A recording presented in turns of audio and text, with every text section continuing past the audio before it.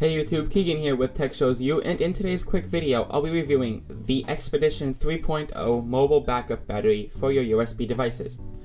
Now first off, a huge thanks to the folks over at No Outlet No Problem for hooking us up with this product to review for you guys. Now without further ado, let's go ahead and dive right into this review.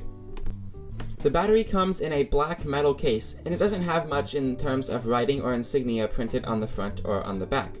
Along the bottom it says Expedition 3.0. Now on the front near the top you can see there is a large reflective section. Now when you press this power button, the percentage lights up and it says 99% because this battery is fully charged.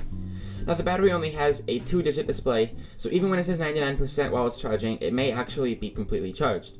And same while it's discharging, 99% could still mean that it's at max capacity until it goes down to 98.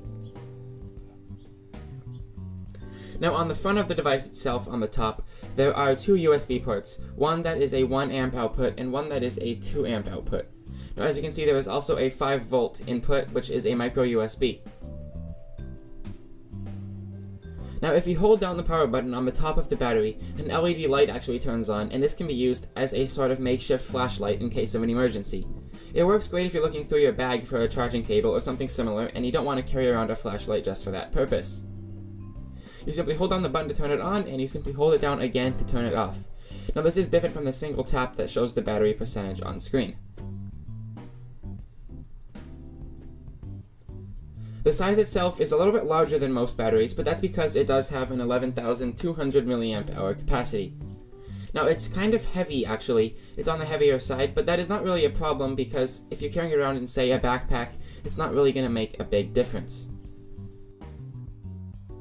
This mobile battery does come with both a carrying case as well as a micro USB and a 30-pin adapter. And I'll show you guys how all of that stuff works in just a moment. As you guys can see, the case is made of a nice felt, and then the cable is a fairly nice white cable along with a high quality adapter. Now what you're going to want to do is go ahead and plug your USB cable into the 1 amp output for a smartphone. The cable is actually going upside down to how you'd think that they go in the USB port. You can then take the micro USB cable and line it up with the 30-pin adapter and go ahead and plug that in, and then the whole thing can plug into your 30-pin device. Now this is great for people who say have an Android phone as well as an older iPhone, but unfortunately if you have an iPhone 5 or an iPhone 5S, this will not be very helpful because there's no lightning adapter with the battery. But if you are in that situation, this cable works very, very well, because then you can easily switch to charging your micro USB device, such as my HTC One right here. You simply remove the cable from the adapter and then plug it into your other phone. You can actually leave the adapter in your iPhone for the time being, as long as you're careful not to break it off. As you can see right here, as a battery is charging, such as an iPhone, a small LED light lights up on the front next to the battery percentage, which you can see right here. It is kind of hard to see in the daylight, but it does work very well if it's a darker room. This battery is also capable of charging any 2 amp tablets, such as an iPad. As you can see right here, I simply plug in my lightning cable to the 2 amp output, and then plug the other end into my iPad, and my iPad will begin charging with no problems. Now this battery cannot support charging your iPad up to full capacity, but it will give it a good boost in power that will keep you going for the rest of the day, or whatever you need the battery for. Now as I mentioned before, when it comes to the size of this battery, it is on the larger side.